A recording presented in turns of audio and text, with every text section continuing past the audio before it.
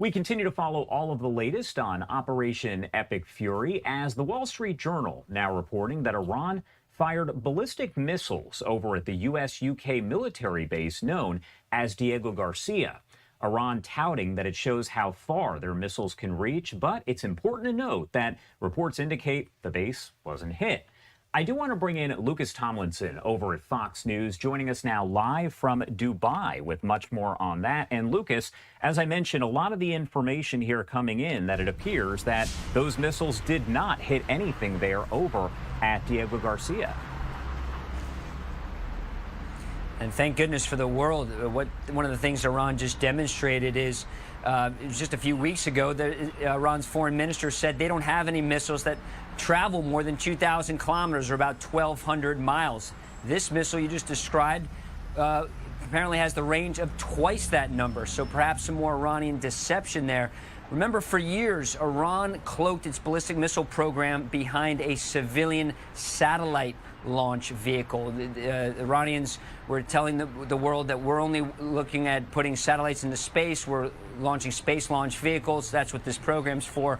But the concern from the intelligence community, from members of Congress behind you there at the Capitol, Josh, is that Iran was always working on its ballistic missile program. And what it also says is 3 weeks into this war, Iran still has some fight left, still has some capability. So the fact that, yes, missile drone launches are way down the war from the beginning of the war. It has been a steady drumbeat, though, over the past several weeks. Dozens of drones being launched from Iran. Some of them have been able to evade missile defense systems. They're hitting here in the Emirates, from where I'm speaking. They're also hitting in Kuwait. One drone managed to fly all the way across the Arabian Peninsula and hit an oil refinery in Saudi Arabia on the Red Sea side. That's where, of course, Saudi's trying to move some of their oil thanks to the Strait of Hormuz being effectively closed. But back to that missile launch is certainly concerning that Iran seems to another example of their duplicity, developing a missile that can go twice as far as what their stated goals were for their missile program.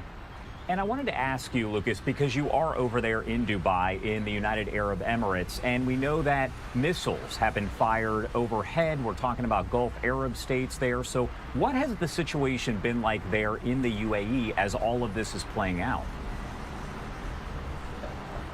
Well, Josh, Iran has fired over 2,000 drones and ballistic missiles here at the UAE. That's more than twice the number fired at Israel.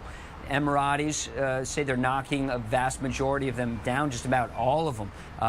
Just a trickle today, but each day you get the missile alarm on your mobile phone, kind of like a weather alarm back home when a tornado or a violent storm is coming. The warning here is done via SMS or a text message on your phone, that kind of alert. But it shows part of it is proximity. The UAE, its closest point, is only 45 miles from Iran. It appears that Iran's goal in this conflict was to make this a regional conflict. Remember, the late Ayatollah pledged any attack on its country, he was going to start a regional war, and it appears that's what's happened with all these attacks throughout the Gulf states. What it hasn't done is fracture the relationship between the leaders, not just here in the Emirates, but Kuwait, Saudi Arabia, Bahrain, Qatar, with Washington. In fact, UAE's ambassador to Washington just said the Emirates are going to go ahead with their pledge of investing $1.4 trillion into the United States. They've also made a big order prioritizing air defense weapons, including a $4.5 billion THAAD anti-missile defense system, which is very advanced.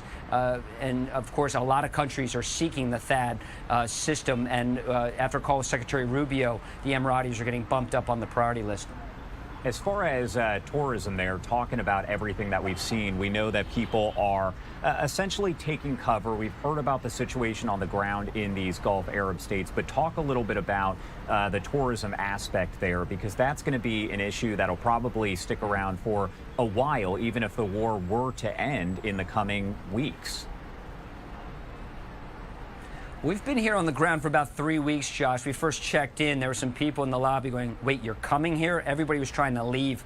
Hotel was about 60% occupancy. Today, it's about 7% occupancy. 16 hotels in Dubai have closed down. We took a drive out to the Palm, one of the man-made islands here in Dubai. It was a ghost town. Atlantis, Sofitel, some of the big names. Everyone has fled. Over 60,000 Americans have left the Middle East.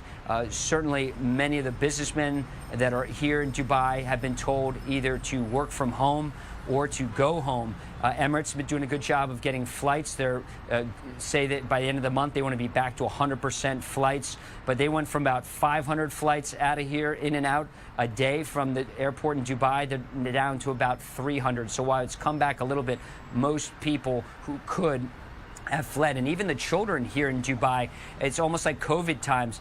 Children and university students here in the Emirates have been doing remote learning. They're not even going to school. So when you do walk the streets, it certainly feels quiet. Many of the restaurants here, the tables aren't quite as packed, but it is Eid. This is the joyous celebration marking the end of the holy month of Ramadan. It's normally a very joyous and festive occasion throughout the Muslim world.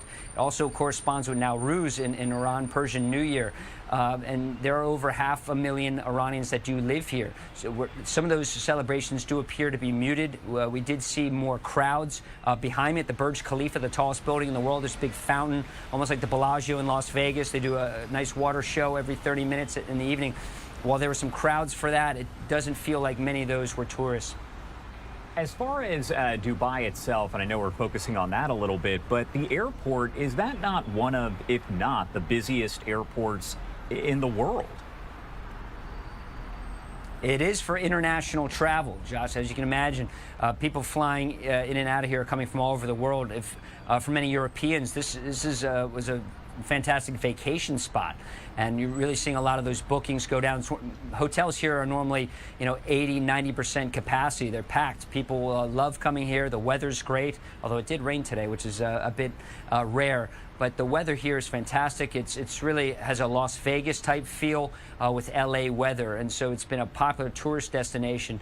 We have seen those tourists staying away for the war, and some of them that were here have left. And my last question here, Lucas, before I let you go, kind of going back to the war itself, President Trump saying that it appears that many of the objectives are either being reached, have been reached, will be reached. So the war itself, according to President Trump, could wind down soon. Do we know exactly what that could look like? Well, could is the major word there. And if you go back to President Trump's Truth Social, he said he's considering winding down the war right now. That's what he posted on social media. It's very clear that the president is getting some pressure, including here from the Gulf states that say, hey, the U.S. and Israel started this war. They want to see it completed because, as you can imagine, there's some very nervous Gulf allies that don't want to be dealing with drones and ballistic missiles in the future much longer. And while they're doing a good job shooting most of this down, a number of oil and gas fields have been hit. We saw the largest gas field in the world get hit in the Persian Gulf after the Israeli strike on the Iran side of that field that they share with Qatar. I know I just threw a lot at you there, but hang with me. But a lot of oil and gas has been damaged. It's reducing the oil flows. And yes, the Strait of Hormuz is responsible for 20% of oil exports.